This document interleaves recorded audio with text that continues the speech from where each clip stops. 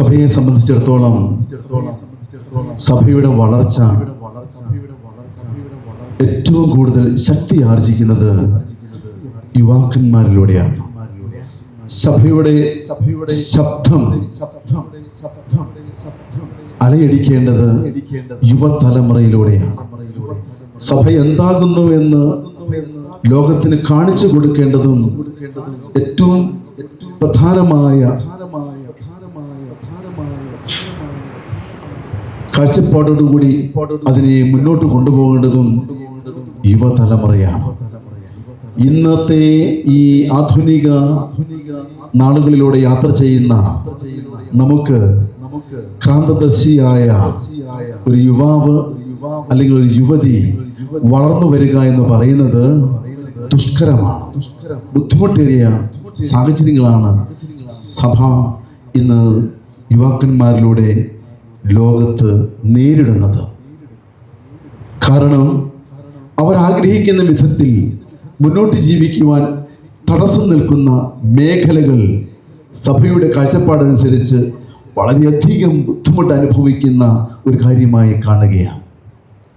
യുവാക്കന്മാർക്ക്, യുവതികൾക്ക് ഇപ്രകാരം അവരുടെ ദിശാബോധത്തെ നന്നായി ഉരച്ചു നോക്കാൻ സഭ ഇത്രമേൽ പ്രാധാന്യം നൽകിക്കൊണ്ട് സഭയുടെ പഠിപ്പിക്കലുകളും പരിശുദ്ധനായ മാർപ്പാപ്പ തിരുമനസ്സ് കൊണ്ട് നൽകുന്ന ഉത്ബോധനങ്ങളും ചക്രീയ ലേഖനങ്ങളും അതുപോലെ അപ്പസ്തോലിക് ലെറ്റേഴ്സും എല്ലാം വളരെ ആധികാരികമായി യുവാക്കന്മാർക്ക് വളരെ പ്രാധാന്യം നൽകിക്കൊണ്ടാണ് ഇന്ന് സഭ യാത്ര ചെയ്യുക.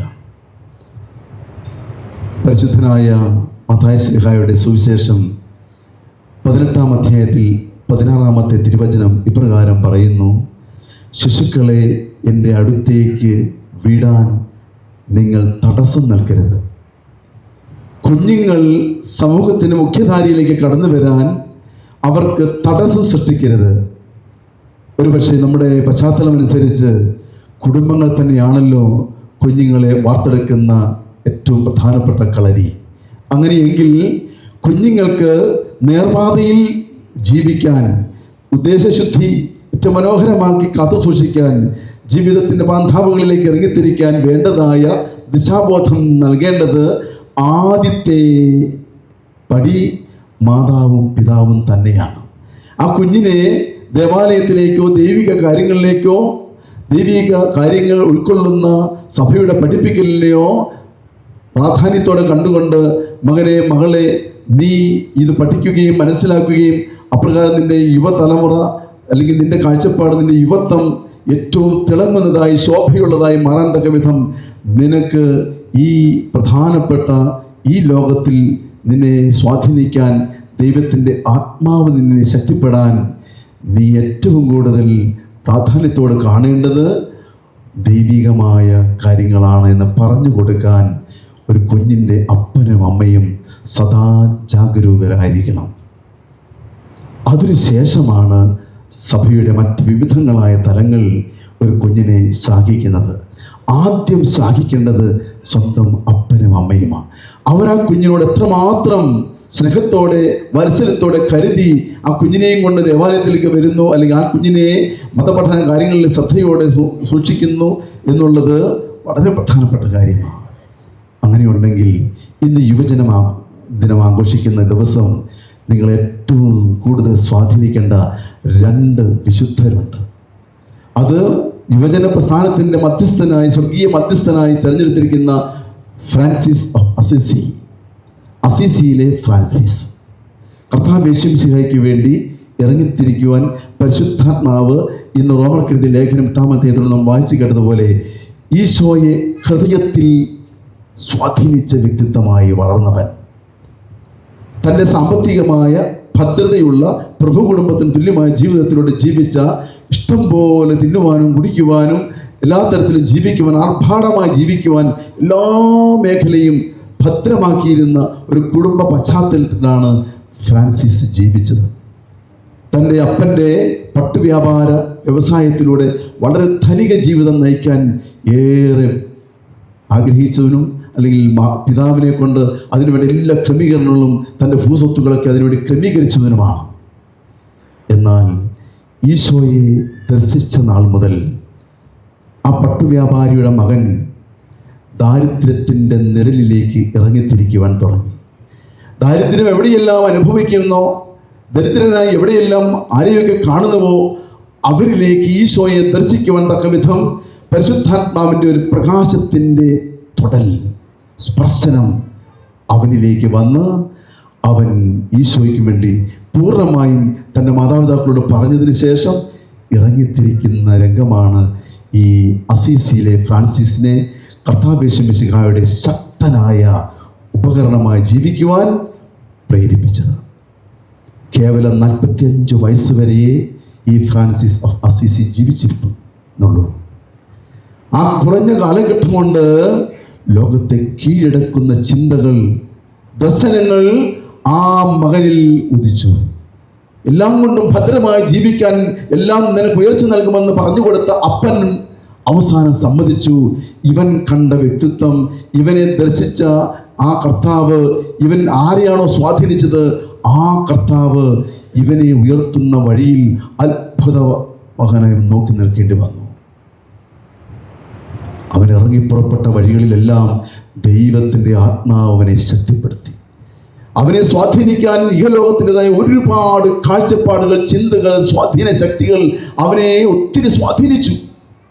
അതിലൊന്നും വീണു പോകാതിരിക്കാൻ തക്ക വിധം പരിശുദ്ധാത്മാവ് അവനെ പൊതിഞ്ഞു സൂക്ഷിച്ചു എന്ന് ജീവിതത്തിൽ നമ്മളെ പഠിപ്പിക്കുക.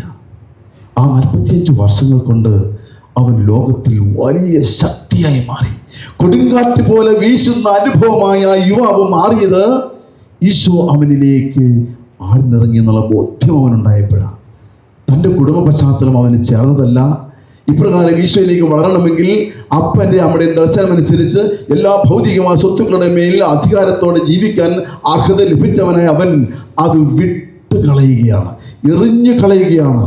ദൂരേക്ക് എറിഞ്ഞു കളഞ്ഞുകൊണ്ട് അവൻ ഇറങ്ങിപ്പോയി.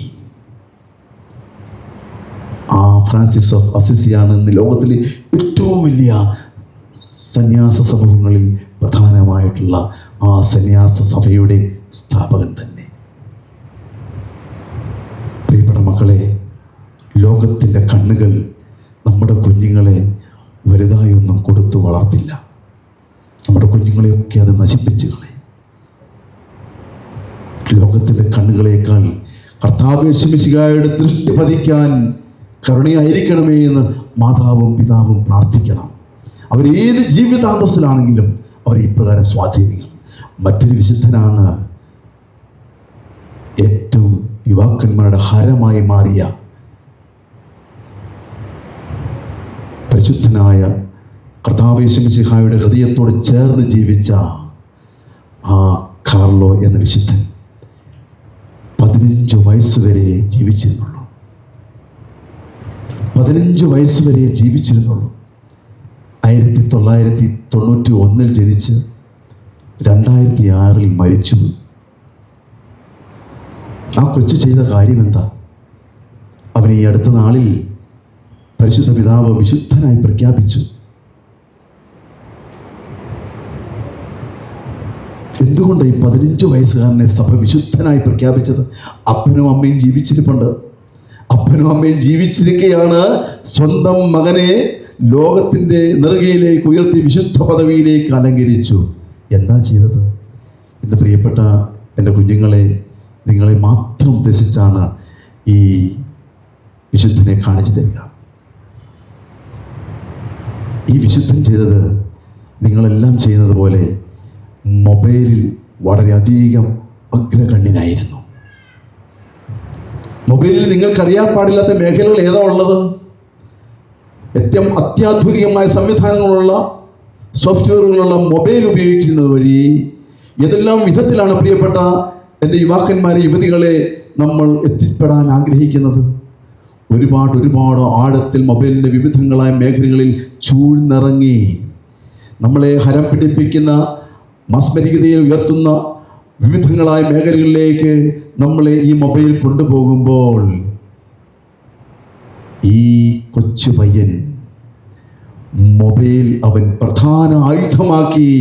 കർത്താവേശു മിശിഹായുടെ പരിശുദ്ധ കുർബാനയെക്കുറിച്ചും പരിശുദ്ധ അമ്മയുടെ ഓരോരോ അത്ഭുത പ്രവർത്തികളെക്കുറിച്ചും അവൻ സമൂഹത്തിലേക്ക് അവൻ്റെ മൊബൈൽ വഴി, ഇൻ്റർനെറ്റ് വഴി, വിവിധ മീഡിയ വഴി അവൻ കൃത്യമായും കർത്താവേശു മിശിഹായെ കാണിച്ചു കൊടുക്കാൻ തുടങ്ങി. അത് കുഞ്ഞുങ്ങളിലേക്ക്, യുവാക്കന്മാരിലേക്ക്, യുവതികളിലേക്ക്, മുതിർന്നവരിലേക്കെല്ലാം പുതിയ കാഴ്ചപ്പാട് നൽകുന്ന അനുഭവം. കർത്താവേശു മിശിഹായുടെ പരിശുദ്ധ കുർബാനയ്ക്ക് ഇത്ര വിലയുണ്ടോ? കർത്താവേശു മിശിഹ അർപ്പിച്ച ബലി ഇത്ര മൂല്യമേറിയതാണോ? ലോകത്തെ കീഴ്പ്പെടുത്തുവാൻ തക്ക വിധം അത്ര ശക്തി ഈ പരിശുദ്ധ കുർബാനയ്ക്കുണ്ടോ എന്ന് പഠിപ്പിക്കുന്നതിൽ ഈ 15 വയസ്സുകാരനെടുത്ത ശ്രദ്ധയും ആ 15 വയസ്സുകാരൻ കൊടുത്ത പ്രാധാന്യവും ലോകത്തെ കീറുമുറിക്കുന്ന വിധത്തിലേക്ക് ജനഹൃദയങ്ങളിലേക്ക് ആഴ്ന്നിറങ്ങി. ഈ കൊച്ചു പയ്യൻ പഠിപ്പിച്ചത് കൂടുതലൊന്നും മറ്റു മീഡിയ വഴി മറ്റു വലിയ വ്യക്തികൾ പഠിപ്പിച്ചതുപോലെ വലിയ ബുദ്ധിപരമായ നീക്കങ്ങളല്ല നടത്തിയത്. അതിനേക്കാൾ ഈ മകൻ പഠിപ്പിച്ചത് മുഴുവൻ തൻ്റെ കൈവശമുള്ള മൊബൈൽ വഴി, തൻ്റെ കൈവശമുള്ള ഈ സോഷ്യൽ മീഡിയകൾ വഴി കർത്താവിൻ്റെ അമ്മ, പരിശുദ്ധ അമ്മയെ എവിടെയെല്ലാം പ്രകീർത്തിക്കാൻ പറ്റുമോ അവിടെയെല്ലാം പ്രകീർത്തിക്കുന്നത് നല്ലതാണെന്ന്, ഉചിതമാണെന്ന് കണ്ട് ആ അമ്മയുടെ അത്ഭുതങ്ങൾ എവിടെയെല്ലാം നടന്നിട്ടുണ്ടോ അതിനെയെല്ലാം പ്രധാനമായി കണ്ട് ജനഹൃദയങ്ങളിലേക്ക് എത്തിച്ചു. പരിശുദ്ധ കുർബാനയെ എവിടെയെല്ലാം എത്തിക്കാൻ പറ്റുമോ അവിടെയെല്ലാം എത്തിക്കാൻ തൻ്റെ കൈവശമിരിക്കുന്ന മൊബൈൽ കാരണമാക്കി മാറ്റി. തൻ്റെ കൈവശമുള്ള ഇൻ്റർനെറ്റ് അതിന് കാരണമാക്കി മാറ്റി. തനിക്ക് സ്വാധീന ശക്തിയായി മാറിയ ആ മീഡിയ അത്ഭുതത്തിൻ്റെ വിശുദ്ധ പദവിയിലേക്ക് ആ കുഞ്ഞിലേക്ക് കയറ്റിക്കൊണ്ടുവന്നു.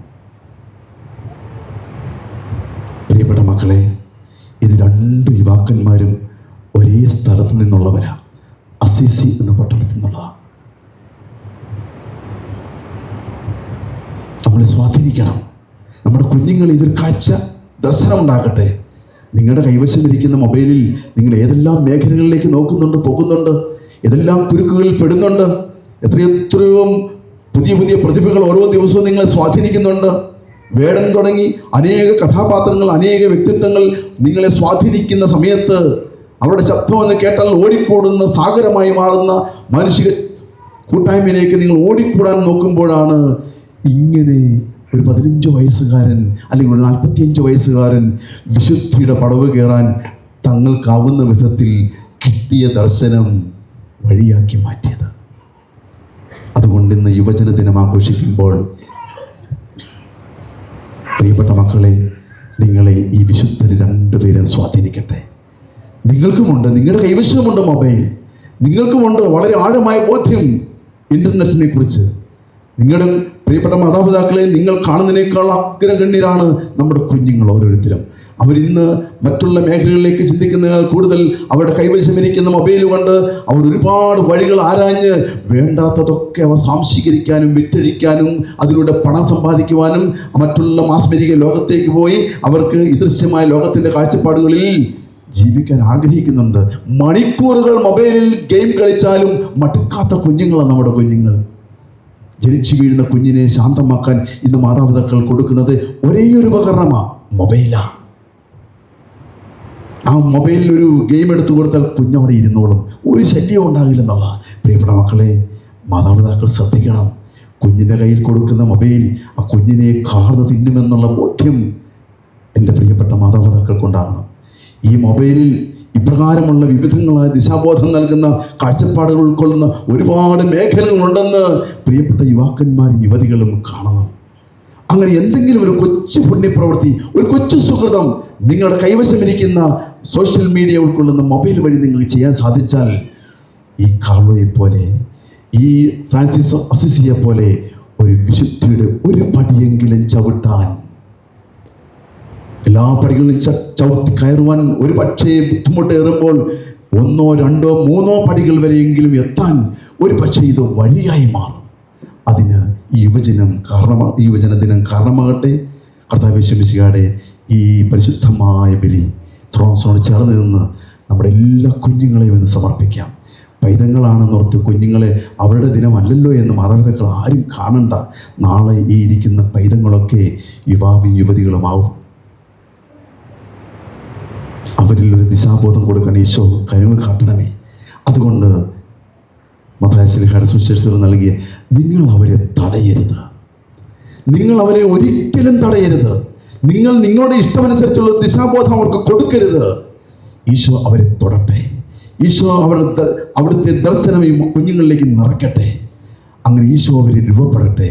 അങ്ങനെ ഒരു കാഴ്ചപ്പാടുണ്ടായാൽ നിങ്ങളുടെ കുടുംബം ശാന്തിയുടെയും ഐശ്വര്യത്തിൻ്റെയും സമാധാനത്തിൻ്റെയും കുടുംബമാകും. അതല്ലെങ്കിൽ കുടുംബം ശിഥിലമാകുന്ന അനുഭവം ഇന്ന് നമ്മൾ പല കുടുംബങ്ങളിൽ കാണുന്നുണ്ട്.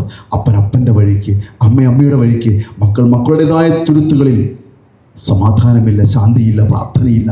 കൂട്ടായ ഒരു മേശയ്ക്കിരുന്ന് ഭക്ഷണം കഴിക്കാനുള്ള യോഗ്യത പോലും നഷ്ടപ്പെട്ട കാലഘട്ടത്തിൽ പ്രിയപ്പെട്ട മക്കളെ, നമുക്കൊരു വിരുന്ന് മേശയുണ്ട്. ഈ ത്രോണോസാണ്, ഈ ബലിപീഠമാണ് ആ വിരുന്ന് മേശ. ഈ വിരുന്ന് മേശയുടെ വില മനസ്സിലാക്കാൻ നമ്മുടെ ഓരോ യുവാവിനും യുവതിക്കും സാധിക്കട്ടെ, നമ്മുടെ യുവതലമുറയ്ക്ക് സാധിക്കട്ടെ. ദൈവം നമ്മെ അനുഗ്രഹിക്കട്ടെ. പിതാവിനും പുത്രനും പരിശുദ്ധാത്മാവിനും സ്തുതി.